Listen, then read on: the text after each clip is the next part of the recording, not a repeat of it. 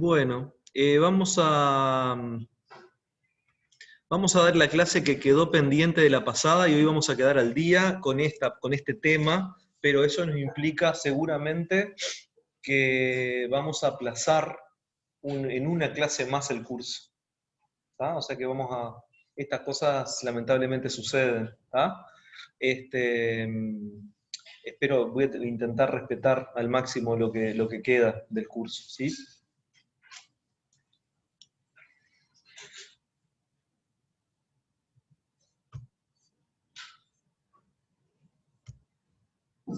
Por otro lado, mezclar esta clase con la de ya comenzar con determinado tipo de diseño es como que mezclas, no queda demasiado conocimiento. ¿Cómo la vienen llevando hasta ahora? ¿Vienen entendiendo?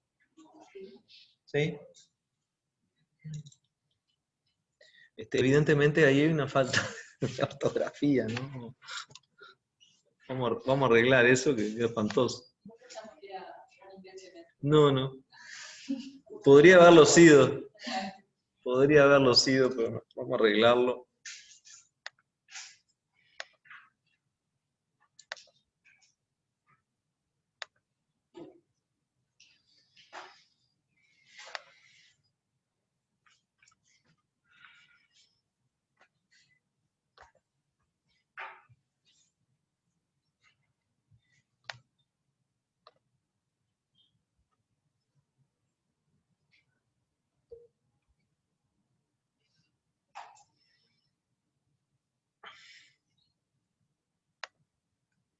Bien.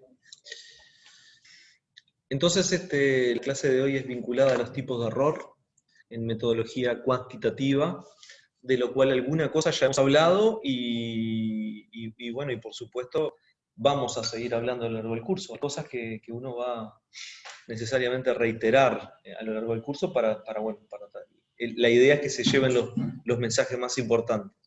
El concepto de tratar de identificar los tipos de error en metodología de la investigación es de los temas más importantes, ¿no? El que tiene más uno de los que tiene más jerarquía junto con los tipos de diseño. Está inherente, siempre va a estar sobrevolando los tipos de error en metodología de la investigación, prácticamente hablemos de lo que hablemos, ¿sí?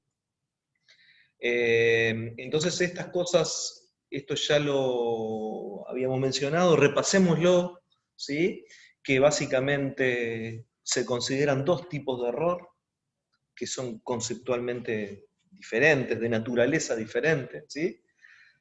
El error aleatorio, que nos vamos a concentrar ahora un poquito más en la primera parte de la clase, y después vamos a ir a lo que es el error metodológico, o el sesgo. El error aleatorio entonces es un error debido al azar, dado que se trabaja con muestras de individuos y no con la población en su totalidad. Concepto que, bueno, que enfatizo una vez más, ¿no? Es inherente a trabajar con muestras. Inherente a trabajar con muestras. Hoy capaz que queda más claro con un ejemplo ahí no médico que tengo, a ver si ayuda un poco a entenderlo un poco más, porque, a ver, por otro lado, son conceptos complejos, ¿eh? No son conceptos fáciles de incorporar y de entender bien. Es un error debido a la variabilidad biológica, a la variabilidad del instrumento de medida y a la variabilidad del observador. ¿Sí? O sea que todo está jugando ahí, todo está jugando en el error aleatorio. También a la variabilidad de lo que uno mide o de lo que uno observa. ¿Sí? Que por supuesto que estas últimas dos, como dice ahí, se deben de minimizar, ¿no? En teoría uno las debería minimizar, pero están contadas, diríamos, están incorporadas en el concepto de error aleatorio. Son inherentes al error aleatorio, de lo que uno mide y de cómo lo mide. O sea, esa variabilidad que nosotros vemos está incorporado, cómo lo medimos, o sea, con qué instrumento y lo que el observador finalmente mide. ¿Sí? Además de la variabilidad intrínseca o biológica del fenómeno que estamos estudiando, que también es variable. Y el error sistemático sesgo, que es el error en el diseño. O sea, que no tiene nada que ver, es otra cosa. ¿Tá?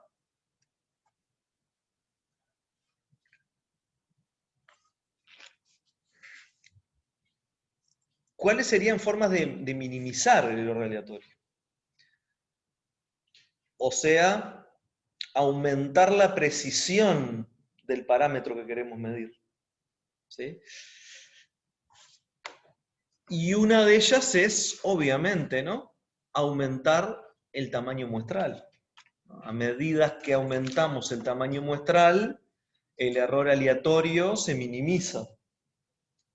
¿Sí? Se minimiza hasta un punto que puede llegar a ser prácticamente insignificante. Si nosotros tomamos, subimos, elevamos, hay mucho concepto que de lo que uno dice acá es más teórico que real, ¿no? En la práctica a veces no es posible, pero si nosotros elevamos una muestra indefinidamente, el error aleatorio puede llegar a ser despreciable. Casi tan despreciable como sería, ¿no? Porque ¿cuál sería el error aleatorio igual a 0 cuando dejamos de estimar, cuando conocemos el parámetro? Ahí dejamos de estimar, ahí conocemos el parámetro. ¿Ah? Entonces, una de las formas, obviamente, es el tamaño, es la muestra. En ese sentido, que ahora vamos a ver algo de eso, esto está vinculado con el cálculo del tamaño de la muestra. El cálculo del tamaño de la muestra es cuál sería el tamaño muestral umbral, diríamos, a partir del cual nosotros podemos estimar un parámetro con una precisión que nosotros aceptemos como válida. ¿Sí? Pero si nosotros aumentamos aún más esa muestra, de ese tamaño muestral que nosotros estimamos a priori, nosotros vamos a seguir aumentando la precisión. Se sigue aumentando. No es que es un punto de corte y a partir de ahí, no. Va a ser más preciso. Me refiero a veces cuando se habla del tamaño muestral, dice, che, conseguí tantos pacientes. Ese era el tamaño muestral estimado. Bueno, ¿es suficiente? Sí. Tengo la posibilidad de juntar más en forma apropiada, ¿no? Olvidándonos del error metodológico, asumiendo que no hay error metodológico. ¿Eso es bueno o es malo? Bueno, es bueno, nunca es malo. La precisión va a aumentar. ¿Está?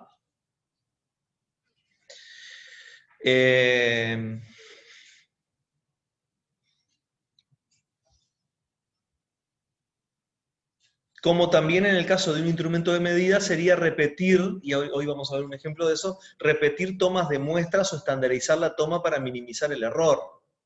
¿Sí? Que es en este caso sería, por ejemplo, en la presión arterial. ¿Sí? Ahí también, ahí estamos mejorando la precisión de nuestro instrumento de medida.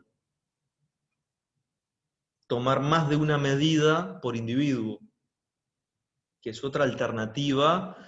O sea, tomar más de una medida por individuo tiene la ventaja de minimizar un error aleatorio que habitualmente no se contempla.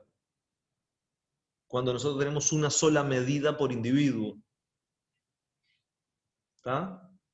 Digo porque generalmente el error aleatorio, uno cuando trata de simplificar esto, que son cosas que son a veces un poco complejas, habla del error aleatorio, bueno, la muestra, sacamos la muestra, la remuestra nos puede jugar una mala pasada, de que no sea representativa.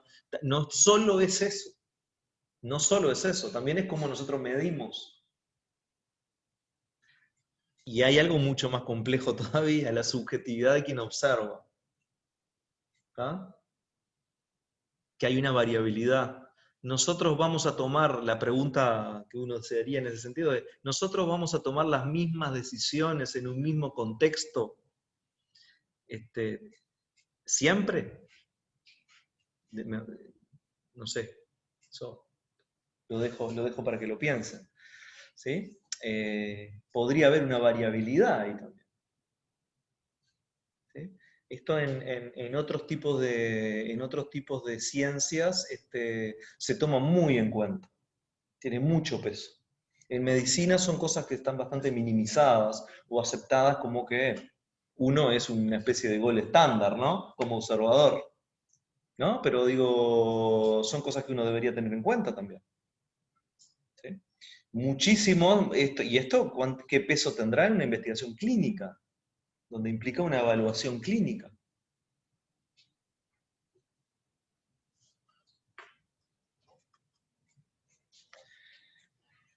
Algunas consideraciones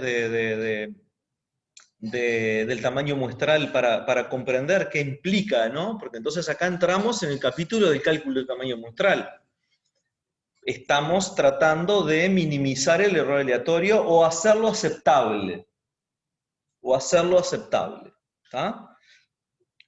Hoy, ya les mencioné eso, por convención, lo más aceptado es un error aleatorio. Ahora vamos a ver qué error aleatorio, porque ahora vamos a ver que hay más de un error aleatorio. Pero el error aleatorio del tipo 1, el error alfa, que ahora vamos a ver cuál es, por convención se acepta que sea un 5%. ¿Tá? Situación como yo les mencioné anteriormente, también es una convención absolutamente arbitraria. ¿Tá? Y por lo tanto discutible. ¿Sí? El cálculo de tamaño muestral siempre es aproximativo, eso es real, no es que sea un número exacto, porque en realidad para conocer el tamaño, para conocer el tamaño muestral, como dice ahí, uno debería conocer a priori el resultado observado, o sea, es irreal. En la fórmula del tamaño muestral entra, y es lo que tiene más peso, es lo que yo espero encontrar. Es la diferencia que yo espero encontrar en el caso de un tratamiento, es la prevalencia que yo espero encontrar en el caso de un estudio de prevalencia, es la magnitud de un factor de riesgo en un estudio de factor de riesgo. Yo nunca voy a saber a priori exactamente cuál es el que voy a encontrar, si todavía no lo hice al estudio. Yo voy a estimarlo a priori. Es lo que yo espero encontrar. O la otra forma de pensarlo sería qué es lo que yo querría o necesitaría encontrar, en el caso de una diferencia, para yo asumir que es una diferencia importante, en el caso que yo compare dos tratamientos. Ahí viene lo del tamaño muestral también por el lado de que para yo poner en evidencia diferencias pequeñas, necesito subir mi tamaño muestral. La precisión me va a permitir detectar a mí diferencias pequeñas. El aumentar la precisión me permite detectar diferencias pequeñas. Por lo tanto, a medida que yo aumente mi tamaño muestral, me va a permitir a mí detectar esas diferencias pequeñas que formalmente yo las consideraré, en el caso que las encuentre, estadísticamente significativas. ¿Sí? Por eso es que uno podría incluir la propia hipótesis en el tamaño muestral, porque la hipótesis implicaría, yo pienso que este factor de riesgo potencial es un factor de riesgo fuerte o débil. Si es débil, yo voy a necesitar más sujetos para poder demostrar lo que sea, porque voy a tener que tratar de detectar diferencias pequeñas.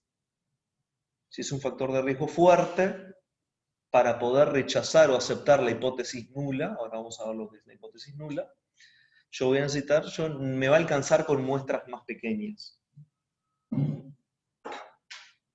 ¿Sí?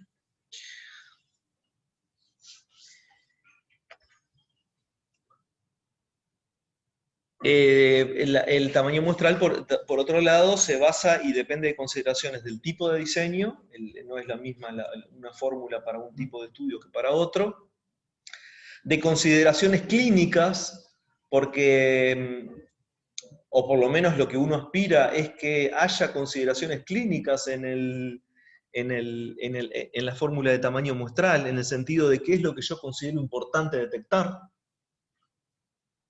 ¿Sí?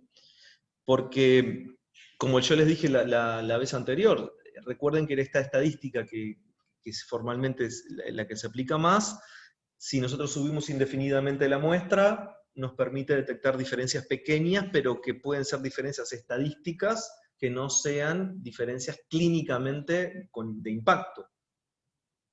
Por lo tanto, yo decido ahí cuál es la diferencia que a mí me importa encontrar. Y yo puedo llegar a decidir que sea una diferencia pequeña, sutil. Para eso subo la muestra, porque capaz que tengo la chance de hacerlo. Póngase a pensar los estudios multicéntricos, por ejemplo, que en determinadas enfermedades frecuentes que permitan reclutar miles de individuos. Esos estudios permiten detectar diferencias pequeñas. Después está en el equipo de investigador decidir si esas diferencias encontradas estadísticamente significativas son clínicamente relevantes. ¿Tá? Eso está incluido en la muestra.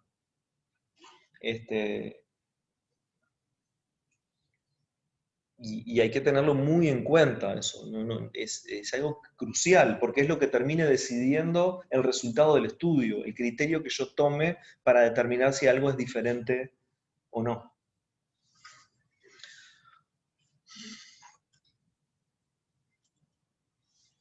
¿De qué depende entonces? De los criterios clínicos, los objetivos de la investigación, obviamente, el diseño, la variabilidad de la variable respuesta, ¿tá? Cuán variable sea, y lo que les acabo de decir, la magnitud de la diferencia, la relevancia clínica. ¿Tá? Y después, criterios estadísticos, ¿sí? El tipo y la escala de la medición de variables a comparar entre grupos, eso es esencial, ¿no? Son, diríamos, criterios más estadístico-matemáticos, ¿no? Bueno, el planteamiento de la hipótesis,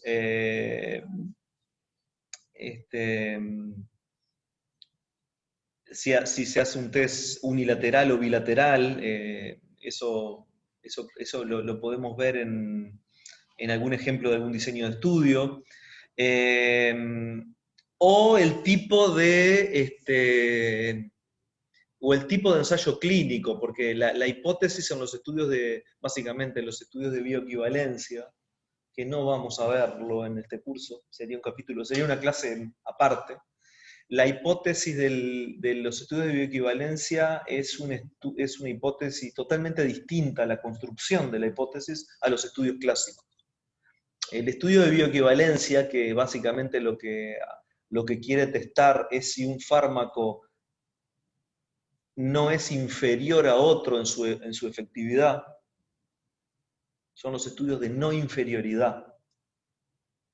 Es como cuando surgen biosimilares, por ejemplo. ¿Sí? La hipótesis que uno se traza no es esto es superior a esto, sino esto es no inferior a lo que ya está. La hipótesis es totalmente distinta. ¿Sí? Y eso influye también el tamaño muestral. El error alfa, el error beta, ahora vamos a ver eso, y el tipo que dice ahí, el tipo de método estadístico o test a hacer. También influye el tipo de test que voy a hacer. O sea que los criterios estadísticos en general son más fáciles de identificar por la persona que sabe, diríamos, el estadístico que calcula esto, pero los criterios clínicos los da el propio investigador clínico. Eso el estadístico no los va a poder ayudar. Eso van a ser ustedes quienes van a definir eso como investigadores. ¿Tá? O sea, ahí está un poco el quid de la cuestión en cuanto a que el tamaño muestral, la participación del clínico es clave para el cálculo del tamaño muestral. No es una fórmula que solo el estadístico la hace. Bien. Y estas son las posibilidades que habría, ¿no? En cuanto a los tipos de hipótesis, el rechazo no de la hipótesis planteada, ¿no? O sea, yo me sitúo en la investigación que yo haga me va a dar un resultado. El resultado de mi investigación.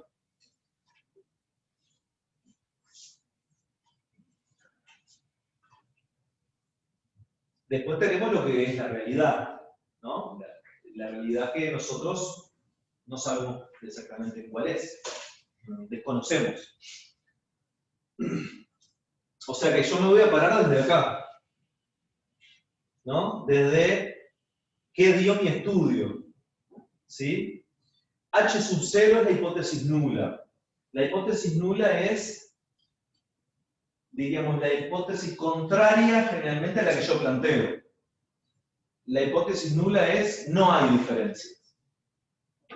Yo me planteo que un factor X es un factor de riesgo para una enfermedad. La hipótesis nula, ¿cuál es? De que no hay asociación entre ese factor y esa enfermedad. Esa es la hipótesis nula. Por lo tanto, yo voy a confirmar mi hipótesis cuando yo rechazo la hipótesis nula. ¿Sí? Yo tengo que rechazar mi hipótesis nula para confirmar mi hipótesis, o sea, encontrar diferencias. Si yo acepto la hipótesis nula, significa que no encontré diferencias. No confirmé mi hipótesis. Porque la hipótesis generalmente va en el sentido de demostrar diferencias. ¿Sí?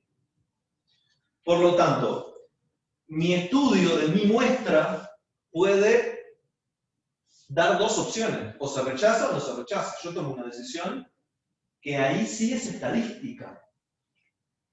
Puramente estadística, que es por la significación estadística. Yo acá estoy hablando solo de estadística, ¿no? Del valor P.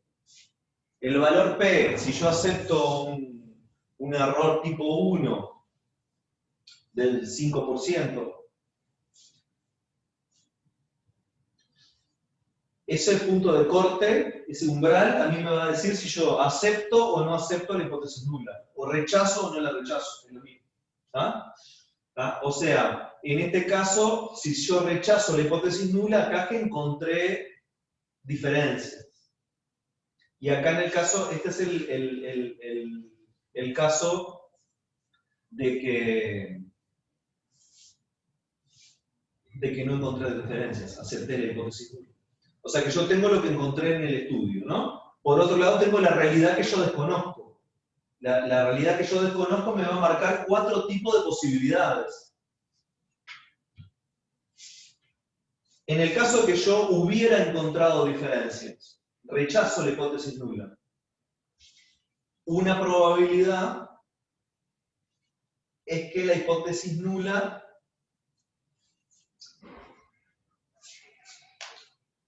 sea falsa. O sea, mi hipótesis es la correcta.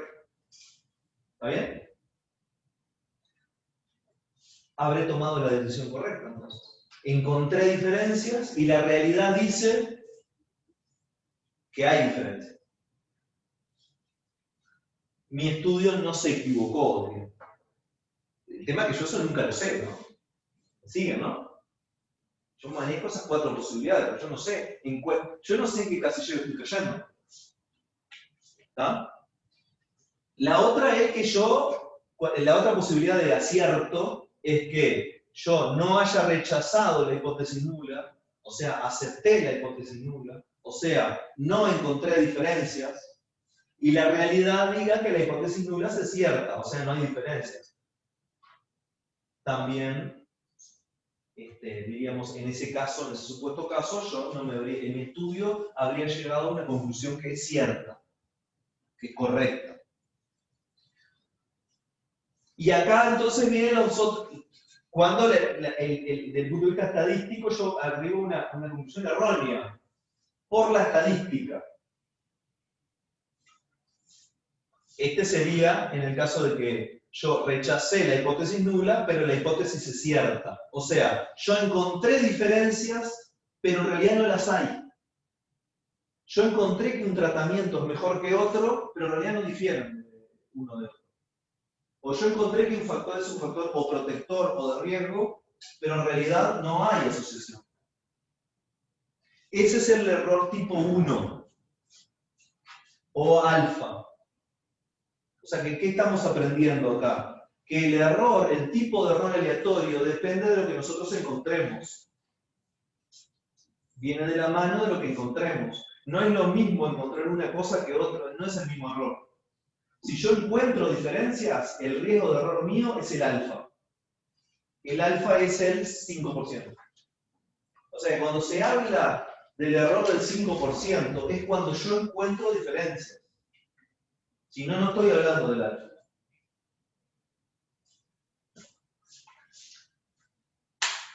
Después lo irán procesando. ¿Esta es la primera vez que escuchan esto ustedes? ¿Sí? Bueno, esto es inherente a todos los trabajos de investigación. Cuando vemos un valor P. ¿Está?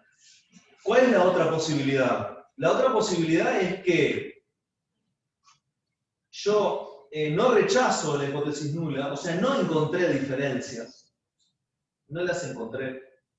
Pero la realidad dice que sí, que las hay. ¿Sí? Es la otra posibilidad, ¿no? No encontré diferencia, pero la verdad es que acá no juega este error. Porque yo no encontré diferencia. Acá está el error tipo 2 o el error beta. ¿Sí? ¿En qué puede estar incidiendo? A ver, en función de un poco de lo que yo les he dicho, ¿cuál sería un posible factor para que yo no encuentre diferencias si en realidad sí las hay? El tamaño de la muestra. Acá juega mucho el tamaño de la muestra. Por eso cuando se habla de que si yo tengo una muestra pequeña y no encontré diferencias, siempre se dice de que puede haber un tema de potencia estadística. Me falta potencia. ¿Qué es la potencia estadística? 1 menos beta. 1 menos beta.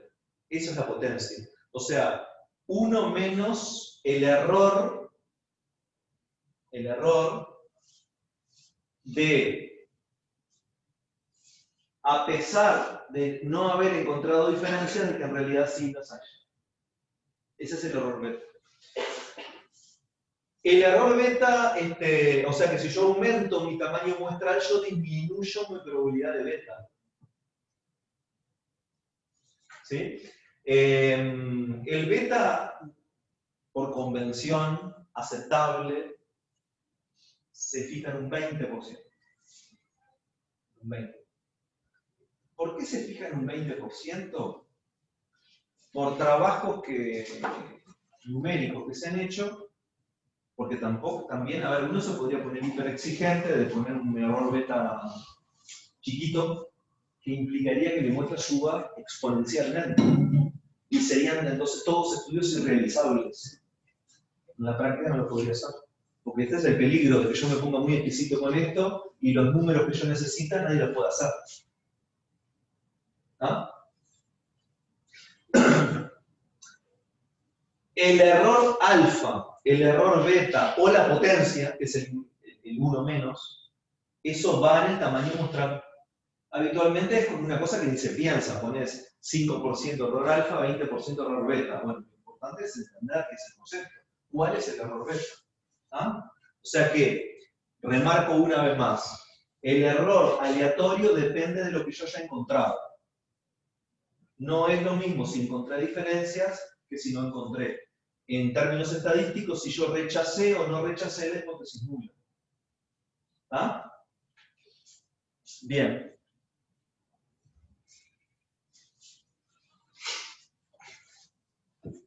Seguimos entonces. Esto es un ejemplo que creo que, espero que no, que venga. Resulta que tenemos un nombre, fulanito. Eso es el mapa de París. Y tenemos un fulanito X. No sé cómo le podemos poner, Emilio le podemos poner. el tenista, que tiene que ir de la oficina al domicilio. Perdón, del domicilio a la oficina. ¿Está? Tiene la madre enferma, en la casa está cuidando a la madre, y tiene que buscar el mejor camino para llegar y volver del trabajo que le lleve menos tiempo. ¿Está? Tiene un camino más corto, ahora vamos a verlo, pero que es mucho más transitado. Y tiene un camino que es más largo, pero que en realidad el camino más libre, tiene que atravesar unos parques, está más, capaz que puede llegar más rápido. Pero tiene la duda de cuál sería el mejor camino para poder volver a cuidar a su mamá cuando sale del trabajo.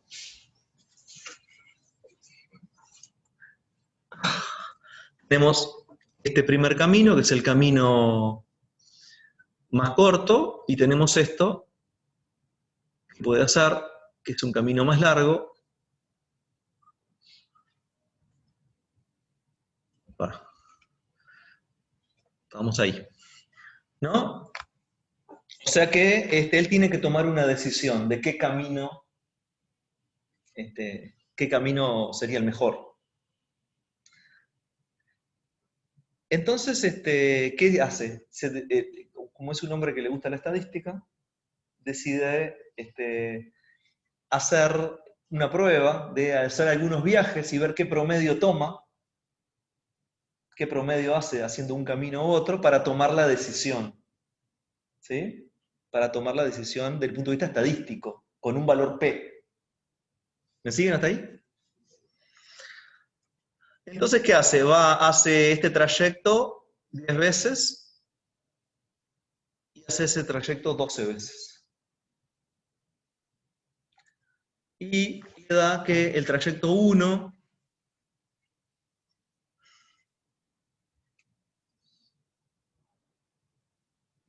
en el trayecto 1 es el trayecto más corto. Le dio un promedio, fíjense, ahí están, hace 10 y 12 veces, fíjense que varió, ¿no? Hay una variabilidad entre cada trayecto, ¿no? Ahí estamos midiendo una variabilidad. Estás haciéndolo una vez, ¿no? Porque no siempre vas a hacerlo en el mismo tiempo. Siempre pueden pasar cosas que te demoren o que no te demoren. ¿Ah? Entonces resulta que el trayecto 1 le dio, o sea que estamos comparando una muestra de 10 trayectos versus una muestra de 12 trayectos. Eso sería comparar dos muestras pequeñas. ¿Sí? Las muestras pequeñas que habíamos visto hoy disminuyen la precisión para detectar. ¿Está? Él hace una media, hace la media en minutos.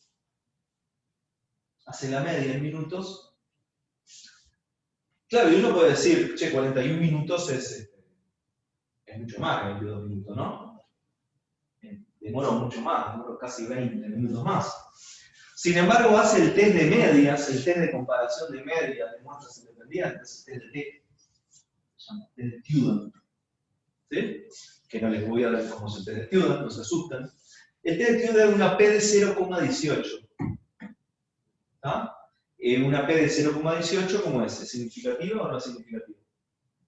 No, no es significativo. Para el error alfa de una probabilidad, ¿no? En el caso de encontrar diferencias, ¿sí? La P debería ser de menor de 0,05, que es una probabilidad del 5%.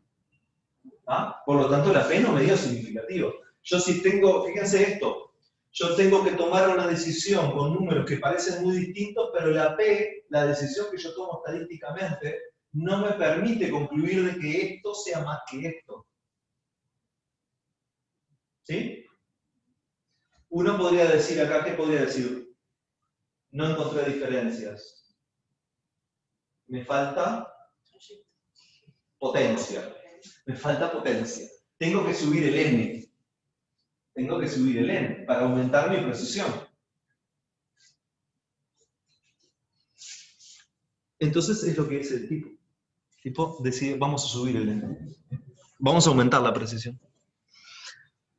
¿No? Ahí tenemos tiempo medio 22 versus 41. La P 0,18. Decide comparar 232 veces contra 225 veces. ¿Está? Aumento mi precisión. Sin duda. Mi variabilidad se va a minimizar. Voy a minimizar la variabilidad, porque no me van a pasar cosas impensadas todos los días al hacer el trayecto. A la larga, esos se empieza a diluir. Ese día que yo me retardé más, o que se me pinchó la bicicleta, o si es que estoy haciéndolo en bicicleta. Yo siempre me imaginé que lo hacía en bicicleta. ¿Está? Fíjense en lo que da.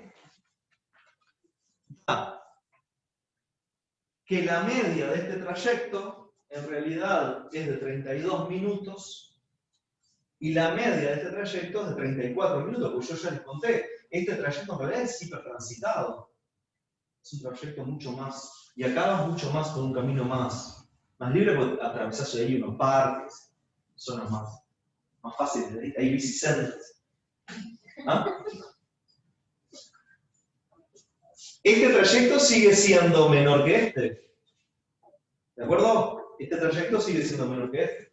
Y entonces voy a hacer el test de T, aumentando mi potencia estadística.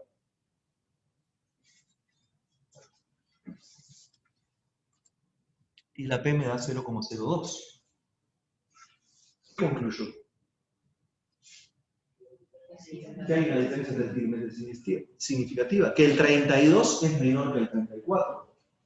Sin embargo, antes no podía concluir que el 41 era más grande que el 22.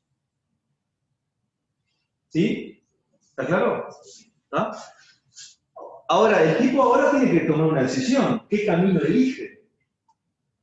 Porque encontró la diferencia significativa y ahora tiene que tomar una decisión. Ya se veo que promedialmente voy a demorar 2 minutos menos si hago este trayecto.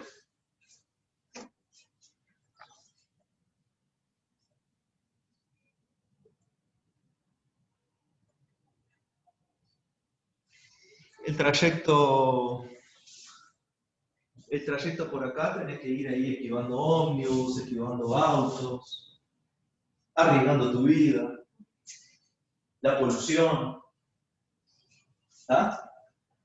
Por acá vas a ir, atravesás, cruzás el Sena, pasás por la Tour Eiffel, ves árboles, vas más tranquilo.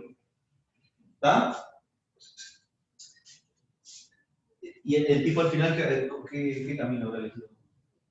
El de 34 minutos. El ejemplo este lo que habla es justamente de relativizar eso.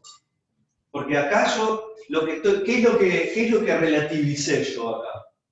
Si lo llevo a la medicina. Relativicé la magnitud del efecto. La magnitud del efecto es despreciable, pero es estadísticamente significativo. ¿Está? Esto es un buen ejemplo. Este es el ejemplo, uno de los ejemplos paradigmáticos que la gente que hace estadística bayesiana le critica la estadística transformativa. Ellos prácticamente dicen que la P no sirve para nada. Critican el valor P. ¿Ah? Esas discusiones no son de gente que vive en Marte, hay gente que trabaja hoy en análisis médico. ¿Ah? Porque ojo al gol. Si vos te concentrás solamente en el valor P, vos podés tomar la decisión de decir que ir por acá es mejor que ir por acá. Es mejor hacer un tratamiento que otro. O es salir a decir que eso es un factor de riesgo, ¿no? Porque yo puedo perfectamente encontrar un factor de riesgo que sea factor de riesgo estadísticamente significativo, voy a ser exagerado, y que los ratios sea de 1,0004 y el intervalo de confianza vaya entre 1,0003 y 1,0005. Eso es estadísticamente significativo. el peso que tiene ese factor de riesgo sobre la enfermedad es absolutamente despreciable. Es un factor de riesgo desde el punto de vista estadístico, porque difiere significativamente del valor 1. ¿Ah? O sea que de aquí en adelante, cuando lean papers, no se olviden de la magnitud del efecto. Tiene la cabeza de Riusol, ¿no? Bueno, ahí tienes un ejemplo. El Riusol es un ejemplo. El Riusol demostró un retardo en la necesidad de respirador o en que el paciente falleciera de una mediana de 3 meses en un estudio que duró 2 años. Termina siendo una decisión eso, si eso es mucho o es poco. Ahí estamos hablando de cosas más delicadas, ¿no? Porque estamos hablando de, en 2 años, cuánto vale promedialmente la vida de un individuo 3 meses. Yo no sé cuánto vale. Capaz que vos sí. Yo creo que es poco. Yo creo que es poco. Pero puede haber alguien que diga que es mucho. ¿Entendés? Entonces, capaz que vos podés llegar a decir que 2 minutos por día ahorrarte es importante. Ahorrar 2 minutos por día de tu vida porque querés estar rápido de nuevo en tu casa porque tu madre necesita que lleves algo o que. ¿No? ¿Puede ser? Sí, probó uno. ¿Tá? Pero a ver, la idea es esa, ¿no? La idea es esa cuando hablamos de error aleatorio. No olvidarse de la magnitud del efecto. Ese es el ejemplo. Esa es la idea, ¿no? Esa es la idea.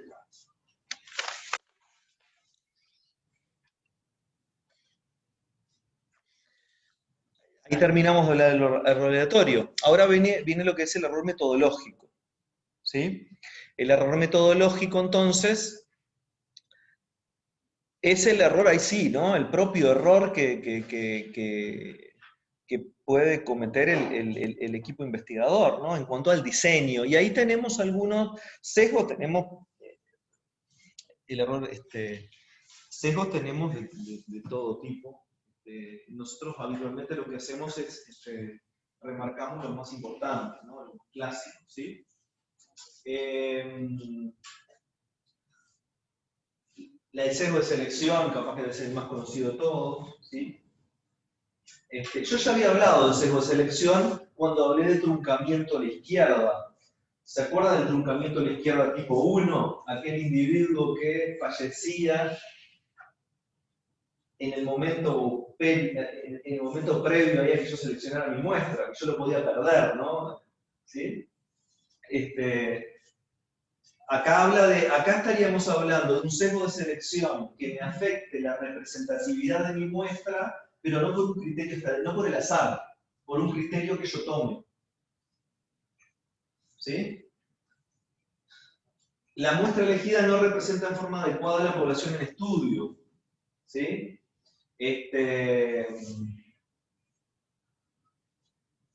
Entonces,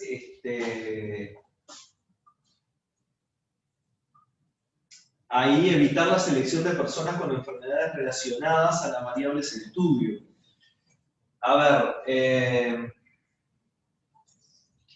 ¿qué ejemplo podría ser? Hay un montón de ejemplos, ¿no? Pero uno podría decir, ahí dependerá un poco del problema que yo quiera estudiar, ¿no? Si yo quiero estudiar la cefalea, ¿no? Cefalea. Las cefaleas es un problema muy frecuente, para empezar, muy frecuente. De lo cual mucha gente la sufre y no consulta al médico. Y algunos se automedican y algunos automedicándose la van llevando y nunca terminan en un médico porque no quieren ir a los médicos. Después tenés aquel individuo que cada vez que le duele la cabeza o alguna vez que le duele fuerte, llama a la emergencia móvil, y va a la emergencia móvil de un calmante, se termina el partido.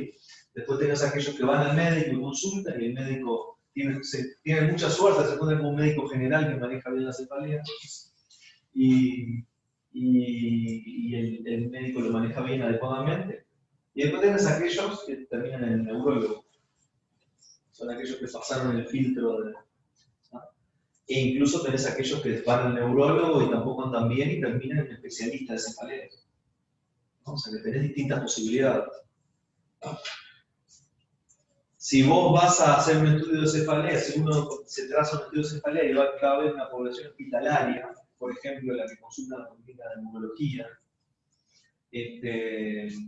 eso es metodológicamente incorrecto, porque yo seguro que voy a estar viendo las cefaleas más severas. Y yo voy a estar perdiendo todo un universo de pacientes que sufren de cefalea que no llegan a esa policlínica. Eso no lo va a medir el error aleatorio, ¿entiendes? Eso va a ser el error vinculado al método que yo elegí, en este caso de seleccionar mi muestra. Eso va a generar un sesgo de selección. ¿No? Cuando en los estudios, eso lo vamos a ver, los estudios de caso control, por ejemplo, cuando se buscan las poblaciones hospitalarias, pacientes internados, se buscan los casos y controles, y el control se busca como población hospitalaria también. En estudios que impliquen seguimiento, cuando los perdidos de vista no se distribuyen de forma homogénea en los grupos. ¿Sí? Yo hago estudios de seguimiento, pero resulta que hay muchos más perdidos de vista en un grupo que en otro. Si eso se queda desbalanceado, me genera un sesgo de selección. Porque capaz que los que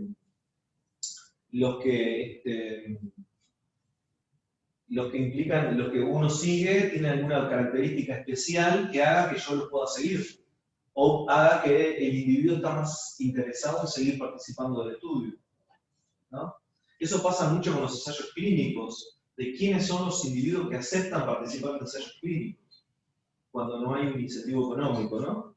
En el caso de que no haya un incentivo económico, generalmente los individuos que están más propensos a aceptar participar en ensayos clínicos son las formas más severas, los individuos que están más afectados. Y eso lleva a que muchos ensayos clínicos estén basados en muestras que no sean representativas del universo de casos. El problema que tiene eso es que yo puedo tomar una decisión, la decisión de autorizar o de validar o aceptar un tratamiento como válido para el universo de casos cuando yo demostré una diferencia para una selección de casos. ¿Ah? Eso a veces es muy difícil incluso de solucionar, porque si una persona tiene un determinado diagnóstico, pero marcha bien, ¿qué interés va a tener de participar en un ensayo clínico que le pueden dar dando un fármaco, uno que sirve y el otro que no hace nada? ¿Ah? Porque no se olviden de que el paciente que se ingresa a un ensayo clínico nunca quiere recibir el placebo. Nunca. De hecho, vas a pelear por tratar de estar por fuera del ensayo clínico para recibir el fármaco que se está probando, si es que su problema es de tal magnitud que la medicina no se lo ha podido resolver por otro lado, con otro tratamiento. Porque si está más o menos resuelto por otro lado, menos que menos, va a querer participar en un ensayo clínico. Todo eso lleva a un sesgo de selección. ¿Ah? Bien. Seguimos. Eso sería un ejemplo. Otro ejemplo de sesgo de selección sería, o sesgo de selección o de clasificación se llama, que es utilizar criterios diagnósticos que no sean correctos. Vos que sos psiquiatra, el DSM-4 o el DSM-3, no me acuerdo de cuál era, cuando hablaba de los criterios de demencia, yo no sé si eso se corrigió, no me he actualizado, los criterios de demencia eran muy aplicados para identificar un Alzheimer. Otro tipo de demencia se pasaban totalmente por alta. Entonces, si vos querés hacer un estudio de demencia aplicando el DSM-4, ¿qué vas a decir? Estoy utilizando un criterio internacionalmente aceptado, que se utiliza en otros países, que por otro lado es bastante objetivable, ¿no? Identificar demencia es todo un tema, ¿no? Mucho más difícil de lo que se piensa. De identificar que un individuo tiene demencia. Póngaselo a pensar en ese sentido cuando usted tiene que hacer un papel legal que diga que ese individuo no puede decidir por sí mismo. Qué difícil que es. ¿No? Más allá de que después podrán decir sí, tiene un Alzheimer, no lo tiene, ¿no? Ligeramente, ¿no? Es bastante complejo diagnosticar la demencia. En ese sentido, aplicás un criterio, en este caso, pero diagnosticas solo Alzheimer, más allá de que apliques un criterio para demencia. Se te están escapando, bueno, tus conclusiones en todo caso podrán acercarse al subgrupo de enfermedad de Alzheimer. No se te ocurra extrapolar a todos. Situación que sucedió, ¿no? Sucedió muchas veces y después fue muy criticado, ¿no? Por algo el DSM-4, el DSM-4 fue el que más, en su momento más, y ejemplos, pero fue muy criticado. Como tenía por un lado la virtud de definir operacionalmente mejor o de alguna forma que más o menos todo el mundo tuviera el mismo criterio, pero por otro lado tenía debilidades, lo cual era obvio que pasaba, ¿no? Fortalezas y debilidades, no tomarlo como un gol estándar. En el sentido, uno estaría cometiendo un error de clasificación que implicaría un sesgo de selección. ¿Ah? O sea que se les encuentra todo, bueno, lo mejoraron entonces. Sí, pero no sé. Como que queda tan amplio criterio y que... bueno, ahí está, ojo con eso. Es lo que se le critica. Vamos a verlo en una clase. Aumentaste la sensibilidad a expensas de bajar la especificidad. Y ahí vas a tener muchos falsos positivos. ¿No? También vas a estar cometiendo un error de clasificación y un posible sesgo de selección, porque si vos haces un estudio de factores de riesgo y hay un individuo lo vas a considerar con demencia cuando en realidad no la tiene, estás cometiendo un error metodológico. Ahí está el sesgo de selección. Y ahí hay un tema de lo legal también, ¿no? Bueno, por supuesto, por supuesto. Después tenés el sesgo de información. El sesgo de información, mala medición de variables en estudio, errores de medición, porque no se efectúan homogéneamente en los distintos individuos, aplicación de criterios diagnósticos incorrectos. Esto, ojo, con los criterios diagnósticos incorrectos, a mí me parece que va más para el lado del sesgo de selección. ¿Tá? Dependerá un poco del caso. ¿Sí? Aplicación de pruebas poco sensibles específicas. Bueno, en forma de... El sesgo de información, un sesgo de información clásico es cuando vos le apelás a la memoria del individuo. Ahí tenés un buen ejemplo de sesgo de información. De que el individuo recuerde fechas o recuerde acontecimientos. Está el sesgo que se llama de prevaricación, que es el riesgo que el individuo te mienta. Cuando vos haces interrogatorios. Un sesgo de información puede ser un estudio retrospectivo basado en historias clínicas escritas, donde falta información. Entonces vos termines... Nos pasa en otros lugares que tenemos mejor calidad de datos, que es cuando hay un antecedente que se marca sí o no. Entonces asumimos que cuando marca sí, es sí. Cuando marca no, es no. Y cuando está vacío, decimos, bueno, si no lo marcó es porque no lo debe de tener. Es un no. Ahí lo que hacemos es imputación de datos. ¿Está? Ahí estamos aumentando el riesgo de sesgo de información. Estamos asumiendo que el individuo no tiene un antecedente porque no se marcó nada. ¿Está? Otro ejemplo. O sea, tenés múltiples ejemplos de sesgo. Por eso se habla de cuáles son los estudios de mejor calidad, los prospectivos, porque supuestamente los prospectivos vos vas midiendo todo y vos minimizás el riesgo, ¿no? O la probabilidad de sesgo. ¿Tá? Por lo menos de información. El sesgo de selección no necesariamente lo minimizás con un estudio prospectivo. El estudio prospectivo, podés hacer flor de estudio prospectivo y agarrarle como las peras al criterio que utilizaste. No te garantiza. El estudio prospectivo indudablemente te minimiza el riesgo de sesgo de información.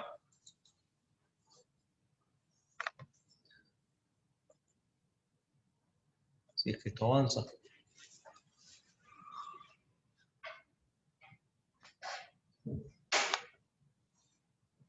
Entonces, en cuanto a la calidad, a las características de un instrumento de medición, tenemos, hay dos características que uno tiene que evaluar, la validez y la precisión o confiabilidad. La validez es la capacidad del instrumento para medir en la realidad lo que se pretende medir, y la precisión o confiabilidad es la exactitud de la medición.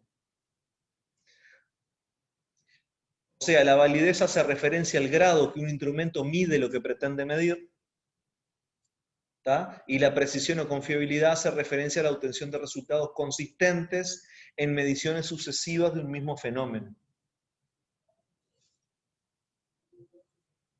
Acá tenés un ejemplo que está bastante gráfico, ¿no? Vos tenés un instrumento, no, supuestamente vos si es el correcto, ¿no? Vos tenés el ejemplo del blanco, es un ejemplo bien clásico, y vos tenés que, sería que si el diagnóstico correcto sería dar en el blanco, ¿no? ¿Tá? Entonces, acá tenés un ejemplo de un instrumento preciso. ¿Por qué preciso? Porque en realidad varía poco ante la misma situación, ¿no? El individuo está tirando los dardos, ¿sí? Y tira los dardos y en realidad varía poco, le da siempre. ¿No? La variabilidad es poca. ¿Tá? Es un instrumento preciso, confiable, pero no válido. ¿Sí? Esto es un instrumento válido, pero no preciso. Lo de válido puede ser discutible, pero de alguna forma no está sesgado hacia un lado. No está sesgado. No hay un sesgo, claro. ¿Tá? Pero bueno, prácticamente no acierta nunca en el diagnóstico. Y esta sería la situación ideal. Aquel instrumento que tenga poca variabilidad, ¿sí? Pero además mida lo que pretende medir. ¿Ah? Este tipo de ejemplo ustedes lo tienen que llevar después a la clínica, ¿no? Concretamente a la neurología. ¿De qué instrumento ustedes utilizan para diagnosticar la esclerosis múltiple? ¿Ah? ¿Sí? Porque las cosas que se hacen mucho más complejas. Porque el instrumento que vos precisás necesita además que pase determinado tiempo. Determinado tiempo. Porque puede ser también un instrumento diagnóstico o un instrumento para medir severidad. ¿No? El instrumento, todo. Los instrumentos son escalas, criterios. Todos esos son instrumentos para medir, en este caso, variables dependientes o independientes. Bien. Esto es un poco repasar lo que ya vimos. Los pasos, ¿no? Objetivo, identificar la población, desarrollar y probar el instrumento de medida, ahí estaría lo de la validez y precisión, construir plan de muestreo, recolección de datos, análisis estadístico, interpretación, síntesis e información de los resultados. ¿Tá? La validez interna y externa, la validez interna de un estudio, entonces, está vinculado a los conceptos de sensibilidad y especificidad, ¿no? ¿Tienen idea de esto ustedes? ¿Saben lo que es sensibilidad y especificidad? ¿O no?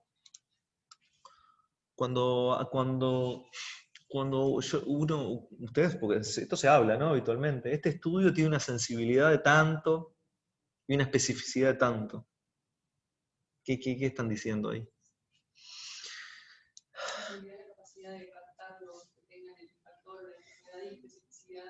De identificar. Más de captar. De identificar. Es la capacidad de identificar a los individuos con el problema, y la especificidad es la capacidad de identificar a los individuos sin el problema. ¿Ah? O sea que eso es intrínseco al instrumento de medida. Es una situación en la cual, bueno, determinado instrumento, una técnica de PCR, por ejemplo, una dosificación de anticuerpos, ¿sí? Es propio de la técnica, es intrínseco a la técnica. Podré decidir si ese instrumento es bueno o malo, pero es propio del instrumento. La validez externa son los argumentos que yo tomo para tomar una decisión. Es dado que el estudio me dio positivo o negativo, ¿qué probabilidad hay de que el individuo realmente tenga o no tenga el problema? Diríamos, es la situación real. La situación real es, le apliqué el DSM-5 y da que tiene demencia. Yo tengo que tomar la decisión. ¿Qué le digo a la familia? O yo, ¿qué pongo en la historia? ¿Que tiene demencia o que no tiene demencia? Esos son los argumentos para tomar la decisión. La decisión la tomas vos. ¿Está? ¿Está? Y ahí vamos a ver los factores que dependen para que yo tome esa decisión. Decisión que yo diría prácticamente siempre es una probabilidad. Prácticamente siempre es una probabilidad. ¿Ah? Y eso es el ejercicio de la medicina. Ese es el ejercicio de la medicina. Yo cuando afirmo cosas, diagnósticos por ejemplo, es con una probabilidad. Más aceptable, menos aceptable. ¿Ah? Después voy a tener factores de confusión. Los factores de confusión son aquellos factores que pueden falsear o sesgar un resultado. Tiene la peculiaridad o la diferencia con el sesgo en que el factor de confusión, para que yo lo identifique como tal, o sea, los factores de confusión se pueden controlar de alguna forma, que es midiéndolos. Si yo no los mido, no los puedo controlar. ¿Está? Se aplica en la comparación entre grupos, estudios analíticos. Para dicha comparación que sea válida es necesario que los grupos sean similares, salvo en la relación a la variable dependiente e independiente. Si las otras variables se distribuyen de forma desigual, se debe corregir esas diferencias. La confusión aparece cuando la asociación observada entre un factor y una respuesta puede ser total o parcialmente explicada por una tercera variable, que es el factor de confusión. ¿Sí? Y ahí tenés lo que es la paradoja de Simpson: el factor de confusión invierte la dirección de la asociación. Ejemplo de mortalidad neonatal en función de la persona que asiste el parto o tetrapartera. Eso es un ejemplo clásico, ¿no? O un estudio que se hizo acá en Montevideo hace años, muchos años, que estudió la mortalidad neonatal dependiendo de dónde fuera el parto. Entonces se estudió la Puerta del Pereira Rosell y no me acuerdo qué policlínica periférica. ¿Dónde fue la mortalidad más alta? Pereira. En las manos más expertas. Ahí hay un sesgo. Hay un factor de confusión, en realidad, que vos lo podés medir, que el factor de confusión sería que el embarazo de alto riesgo va siempre para un lado. Si vos lo medís y lo ponderás, podrás ajustar esa mortalidad. O sea que vos ahí tenés que ajustar por riesgo. ¿Tá? El otro ejemplo que nosotros damos siempre, el estudio que hizo Petzoian hace ya más de 20 años, de estudio de factores de riesgo en la demencia en el cerro. Yo no sé si ustedes ya saben que uno de los factores protectores, que no se sabe muy bien cómo funciona eso, porque todavía el cerebro humano no entendimos bien cómo funciona, pero se habla de que el nivel de instrucción es un factor protector, ¿no? Como que protegería de alguna forma, no se sabe muy bien cómo, la aparición de demencia en la edad adulta. El estudio del cerro midió eso, midió el nivel de instrucción, categorizándolo, no importa cómo, no viene el caso ahora, eso lo podremos hablar en otra clase, ¿a qué considero yo con nivel de instrucción bueno y malo? Eso también dependerá de la población que yo analice. Porque si yo tengo una tasa de analfabetización muy alta, va a ser muy distinto a que yo tenga una población con un buen nivel de instrucción. Ahí lo alto y bajo me va a cambiar dependiendo de la población. ¿Sí? Como yo cuento siempre que un profesor brasileño, que era un especialista en demencia, él quería desarrollar una técnica diagnóstica para diagnosticar demencia en los indios del Amazonas. Porque ¿cuál es el principal criterio para diagnosticar demencia? Sea cual sea la demencia. Que le afecte la actividad de vida diaria. Que el déficit cognitivo sea de tal magnitud que afecte la actividad de vida diaria. Por lo tanto, en un indio del Amazonas, que no sale todas las mañanas a ir a la oficina, ni tiene que sacar el auto, ni tiene que ir al cajero automático, ni cómo hacer vos para desarrollar un instrumento que te permita diagnosticar demencia en un individuo que viva en una sociedad así. Está buenísimo porque te hace replantear también los criterios que tenemos. El estudio del Cerro estudió la demencia con el nivel de instrucción. Y además cruzamos otras variables, por ejemplo el sexo. Y ahí se encontró, estamos hablando, porque que no haya susceptibilidades con lo que voy a decir, estamos hablando principio de la década del 90. ¿Tá? Ahí encontramos que cuando hicimos el cruzamiento, no demostramos nada, encontramos que hubo una asociación estadística que el sexo femenino parecía ser un factor de riesgo para tener demencia en la edad adulta. Eso no lo dice ningún libro, no sé si ya leyeron Demencia, no hay ningún libro que diga eso. Eso es otra cosa, ¿no? Importante para un investigador. Si un investigador encuentra algo que nadie dice o que nadie encontró, antes de salir a divulgarlo como que encontré algo nuevo, vamos a verificar si no hay otros problemas metodológicos adentro de mi estudio. Por ejemplo, un factor de confusión. ¿Cuál hubiera sido la forma ahí de...? Y encontramos que el nivel de instrucción también se asociaba a mayor riesgo de tener demencia. Capaz que una cosa que se podría cruzar para ver si había un efecto de factor de confusión es a ver si había una diferencia que fuera significativa en el nivel de instrucción entre hombres y mujeres de esa población, Villa del Cerro, década del 90. Y encontramos que sí. Por lo tanto, ahí hay un buen ejemplo de un factor de confusión. El verdadero factor que explica la demencia es el nivel de instrucción. Pero el sexo se comporta como un factor de confusión. ¿De acuerdo? La forma de solucionar eso, de ajustar eso, es hacer, ahí se puede estandarizar a veces, o en realidad lo que hacemos habitualmente son análisis que se llaman multivariados, que se ajustan unas variables con otras para ver cuál es la que realmente explica el efecto. ¿Ah? Por lo tanto, esto puede ser una cosa ahí un poco discutible. ¿Qué diferencia habría entre un sesgo y un factor de confusión?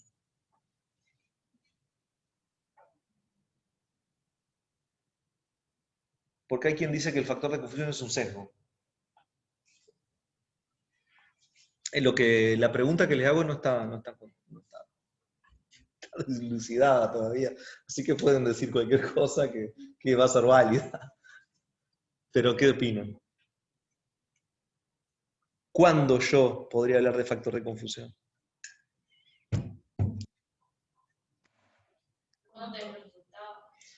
¿Cuándo? Cuando la variable en realidad es parte como del proceso de lo que estoy estudiando o cuando tiene que ver con algo.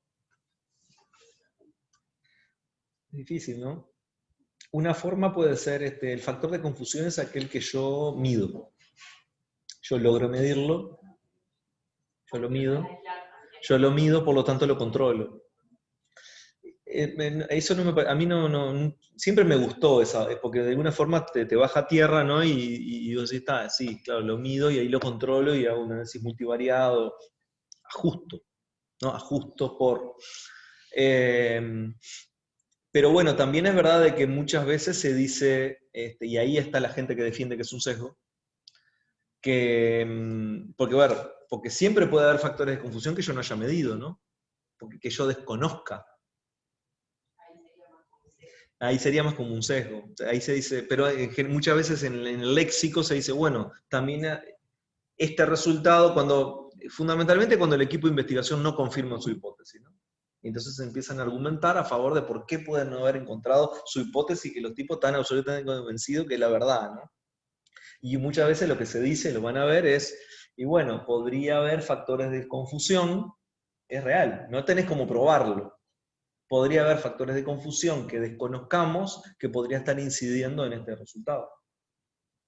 Son las posibles explicaciones a favor o en contra cuando un equipo de investigación hace el balance de lo que encontró, ¿no? Yo creo que el factor de confusión son aquellos que, el que es seguro es aquel que ya sabes que puede o que podría estar. Por eso cuando se planifica una investigación, el capítulo posibles factores de confusión es clave. Porque vos decís, ¿cuáles serían todos los posibles factores de confusión que me lleven a un resultado falso? Vamos a medirlos. Hay que medirlo. Para después poder ajustarlo. No para poder después demostrar una hipótesis de que el factor en sí mismo, no. Para poder yo medirlo y ajustarlo. ¿Tá? O sea, el factor de confusión, más allá de la definición, que no se mide, no se puede controlar. No hay forma de controlarlo.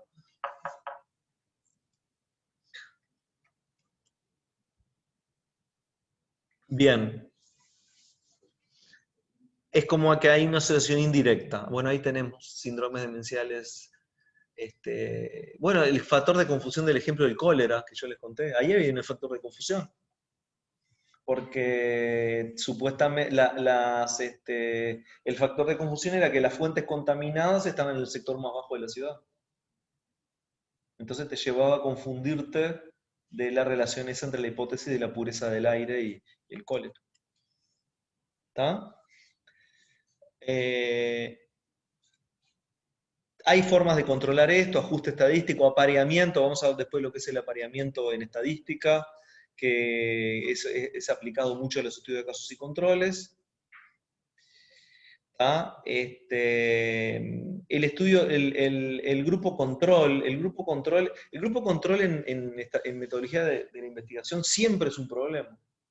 Siempre es un problema. El problema está en porque todo lo que yo termino midiendo con magnitud de efecto, del efecto, es siempre en comparación al otro. Es el grupo tratado versus no tratado. Es el grupo expuesto versus no expuesto. Generalmente el grupo expuesto o el grupo tratado es el menos problemático, es el que yo identifico más fácilmente. El gran problema es contra qué comparo, para medir la asociación de riesgo. Entonces, el lío, diríamos, metodológico más importante es elegir un buen grupo control. Es contra el que comparo, porque eso va a ser la referencia para la medida de mi efecto, para mi medida de riesgo relativo, para mi medida de odds ratio, que vamos a ver más adelante, ¿sí? Para el cálculo de los intervalos de confianza. Todo eso va de la mano del grupo de referencia, es el control. Lo más difícil en metodología cuantitativa en medicina es elegir un buen grupo control. Es el desafío más grande, porque el grupo control tiene que ser representativo de la población de donde viene el caso, ¿no? A ver qué dice ahí. Pretende estimar el efecto, está bien. El grupo control sirve de referencia, su función es la de estimar el valor del área dependiente en el caso de que no existiera asociación variable. A ver si dice bueno, está el efecto placebo. No. El grupo control, ¿cuál sería el individuo control perfecto? El ideal. Debería salir de la misma población que salió el caso.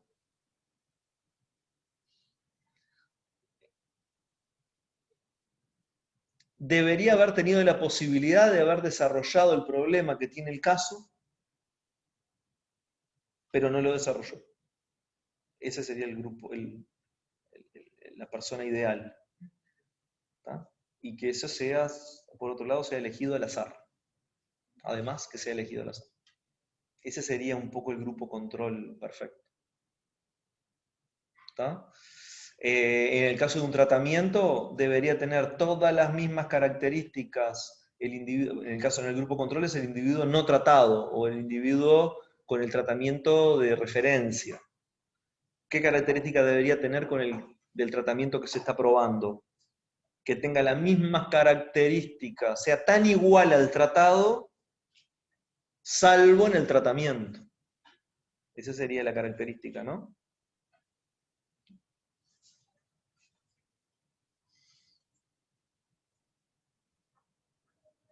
Para terminar, claro, si yo tengo la chance de hacer un estudio experimental, ¿no? De hacer una intervención, de alguna forma yo el efecto, la relación causa-efecto, yo la puedo estudiar más adecuadamente, ¿no? Yo hago una intervención y veo el efecto. ¿Tá?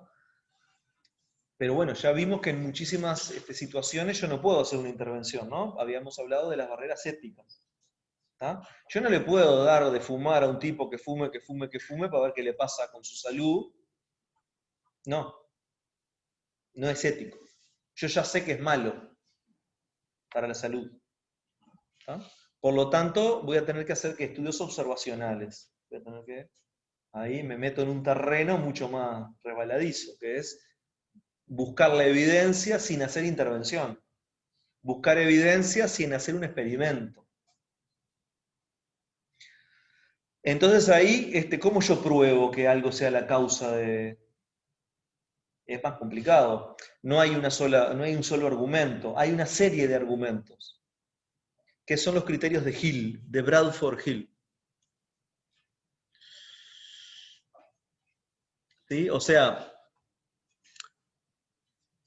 acá tenemos las pruebas en epidemiología, que la enfermedad esté presente en el paciente, la exposición precede la enfermedad, los factores de exposición están presentes, la susceptibilidad del paciente determina el grado de gravedad, plausibilidad biológica y científica, para tratar de tener una prueba de causalidad más allá de la duda científica o azar.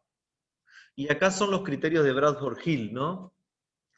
Estos, ¿no? O sea, en ausencia de prueba experimental, la posibilidad de rodearse de garantías que permitan llegar a una casi certitud. Casi certitud. Yo voy a poder llegar a eso, a una casi certitud.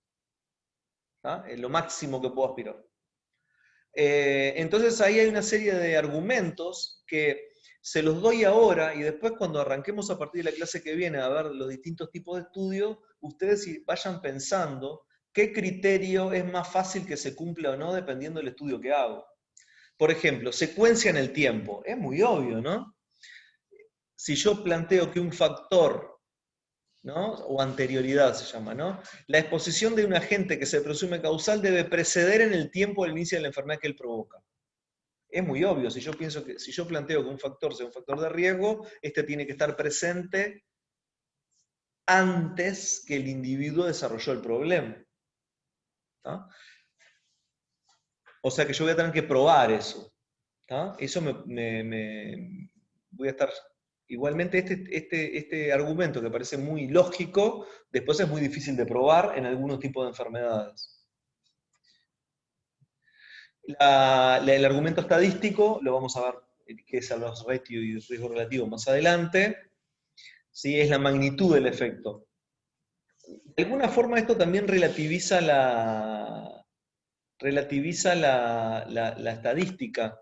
De los criterios de causalidad hay un criterio estadístico, que es la fuerza de la asociación. Todos los demás criterios son no estadísticos. ¿No?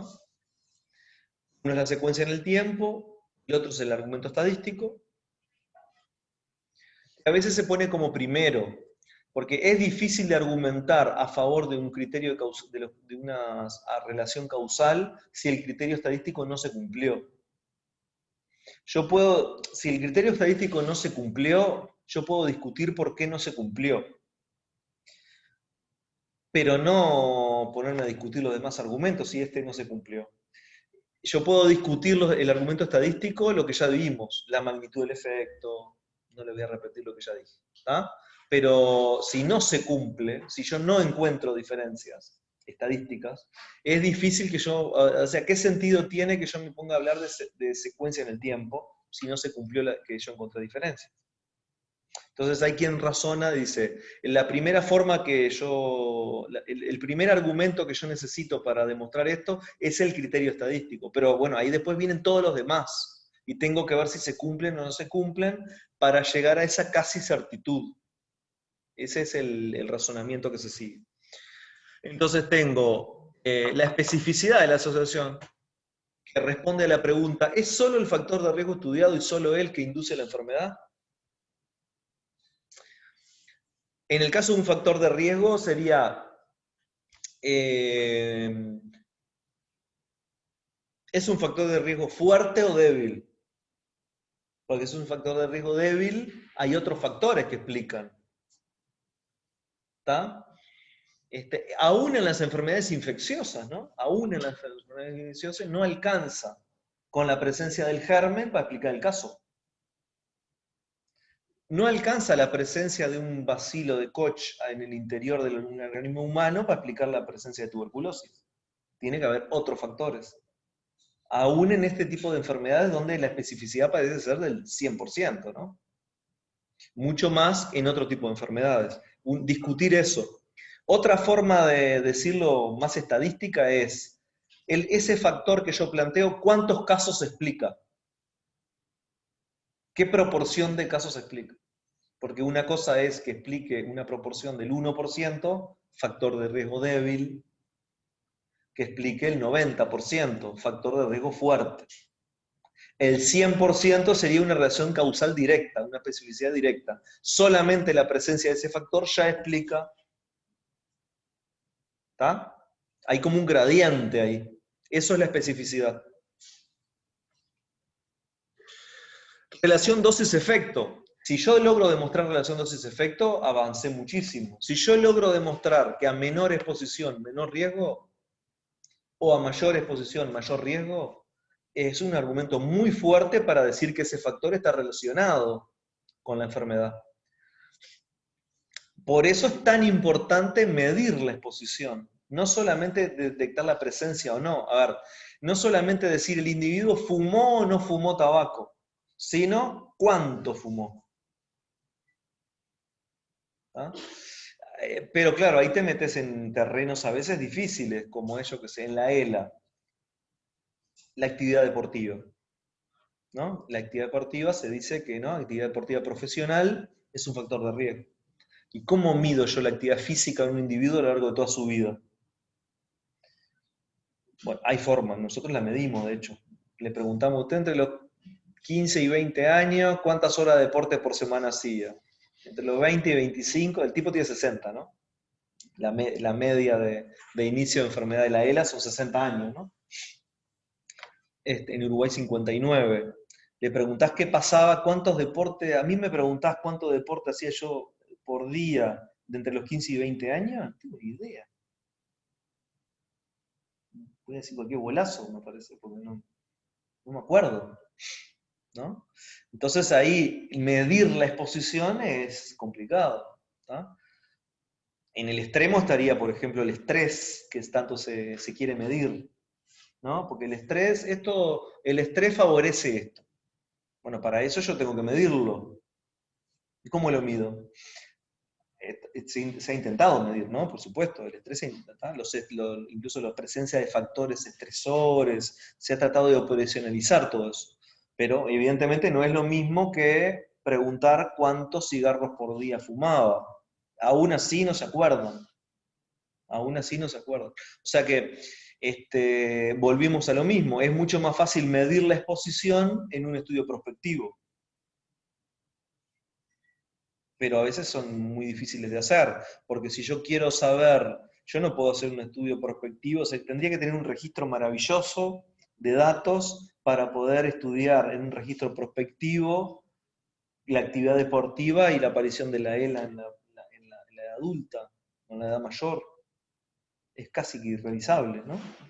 Por eso los estudios observacionales tienen esas debilidades.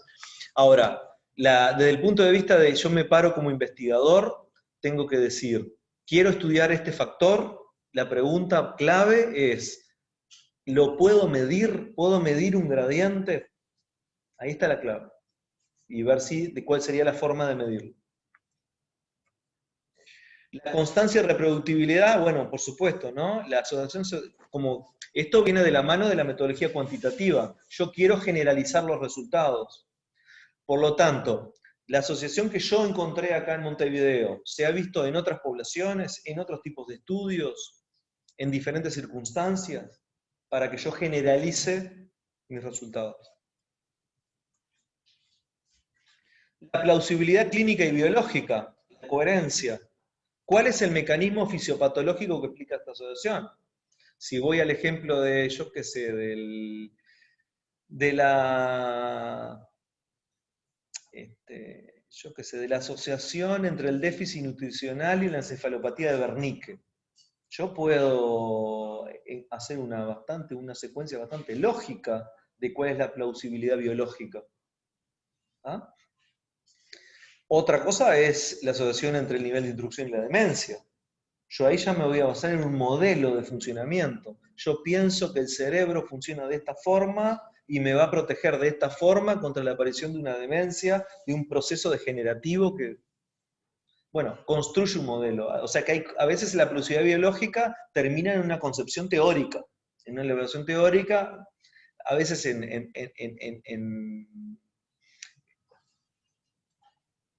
en algún tipo de reflexión o de hipótesis. De hipótesis. ¿Sí? Eso sería siempre, si yo no tengo ninguna plausibilidad. Hay otro ejemplo. Hay muchos estudios casos control que encontraron que el tabaquismo protege contra la enfermedad de Parkinson. ¿Lo leyeron esos estudios alguna vez? ¿Escucharon eso? Está lleno de estudios, pero no se dice. ¿Escucharon alguna vez a un neurólogo hay que fumar para protegerlo contra la enfermedad de Parkinson? No. ¿Por qué? Porque no hay plausibilidad biológica.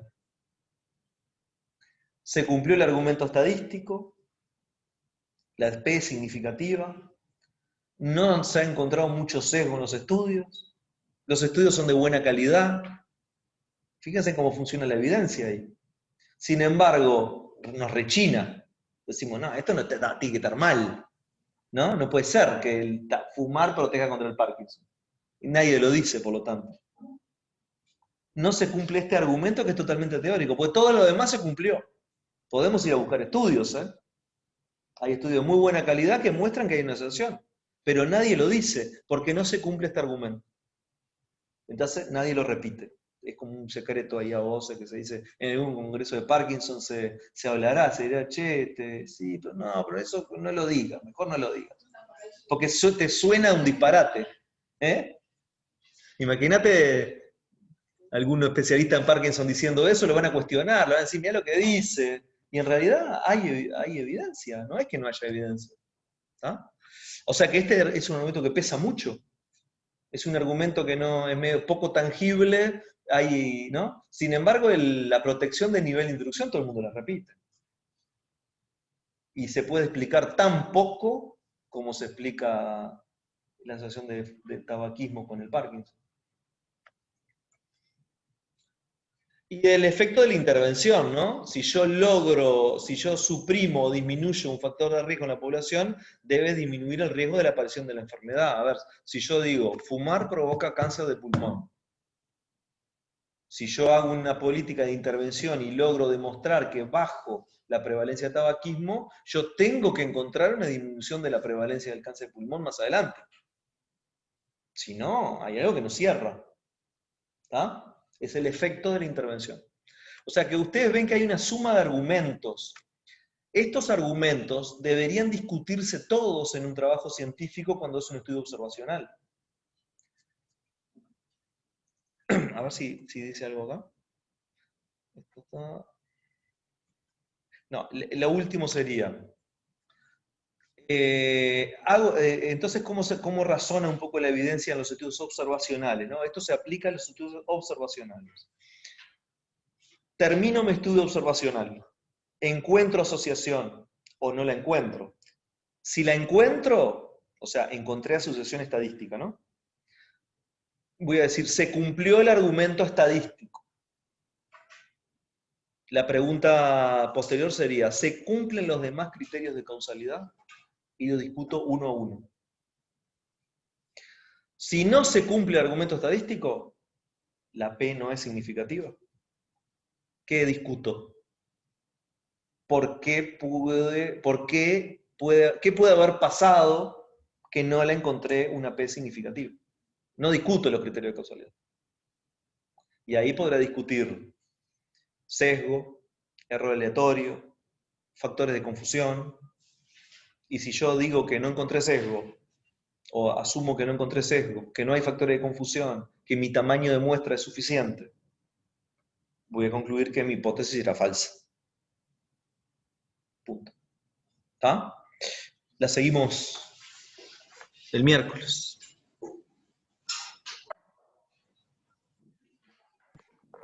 Bárbaro, gracias. Chao.